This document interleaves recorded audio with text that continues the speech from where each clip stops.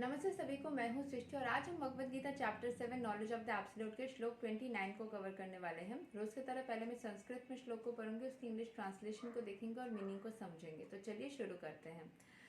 जरा मरना मोक्षया मम असृत्या यतणति ये ते ब्रह्मा तद विदुः कृष्णाम अध्यात्मं Karma चखिलाम। Intelligent persons who are endeavoring for liberation from old age and death take refuge in me in devotional service.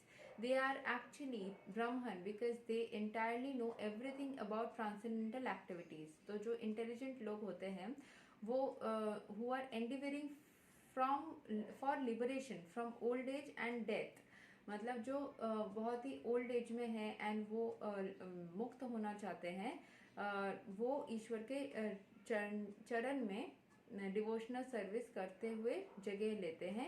वो actually they are actually Brahman because they entirely know everything about transcendental activities, क्योंकि वो already पूरे जिंदगी को अपना ईश्वर के service में बिता चुके हैं एंड उनको सब कुछ पता है, उनके पास एक्सपीरियंस है, नॉलेज है लाइफ के बारे में। सो वो एक्चुअली ब्रह्मन है। सो यहाँ के एक्सप्लेनेशन को पढ़ लेते हैं। Birth, death, old age and diseases affect this material body but not the spiritual body. There is no birth, death, old age and disease for the spiritual body. So one who attains spiritual body becomes one of the associates of the Supreme Personality of Godhead and engages in eternal devotional service is really liberated. Aham Brahmasmi, I am spirit. It is said that one should understand that he is Brahman, spirit soul. The Brahman conception of life is also devotional service as described in this verse.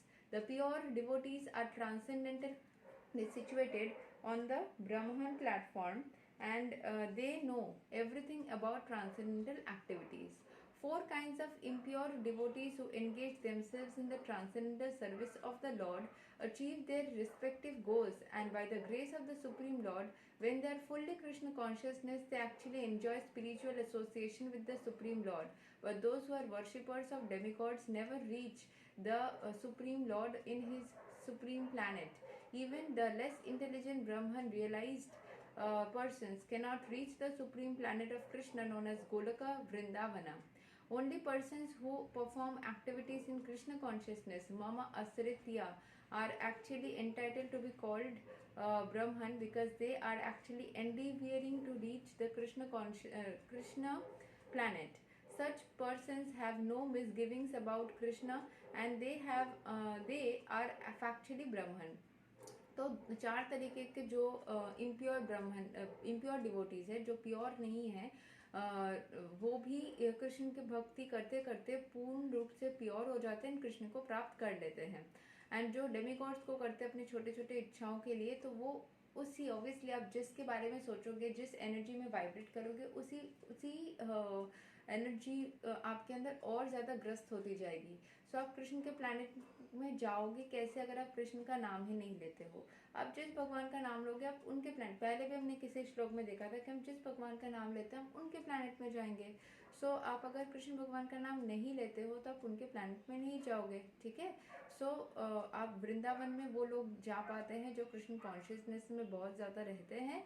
And यहाँ पे बोला जा रहा है actually entitled to be called Brahmin. जो लोग ऐसे वृंदावन में जा पाते हैं या कृष्ण कॉन्शियसनेस में रहते हैं उनको ब्राह्मण बोला जाता है, क्योंकि उनका यही उद्देश्य रहता है कि वो कृष्ण से जुड़े एंड उनके अंदर कोई मिसगिविंग्स नहीं रहती, कृष्ण के बारे में कोई नेगेटिविटी नहीं सोचते, या उनके बारे में कोई ऐसा नहीं है कि कोई चीज़ को प्राप्त करने के लिए बस कृष्ण के पास में गए और ऐसे कोई भक्ति नहीं है, ऐसा नहीं है हृदय से। ऐसे तो हमें बहुत साल लग जाते हैं, बहुत क्षण लग जाते हैं उतना प्योर तरीके से ईश्वर को चाहने के लिए कि कुछ भी इच्छाएं नहीं है, बस ईश्वर से प्रेम है। But those who are engaged in worshipping the form or archa of the Lord, or who are engaged in meditation on the Lord simply for liberation from material bondage, also know by the grace of the Lord the purpose of Brahma, Adhibhuta, etc. as explained by the Lord in the next chapter.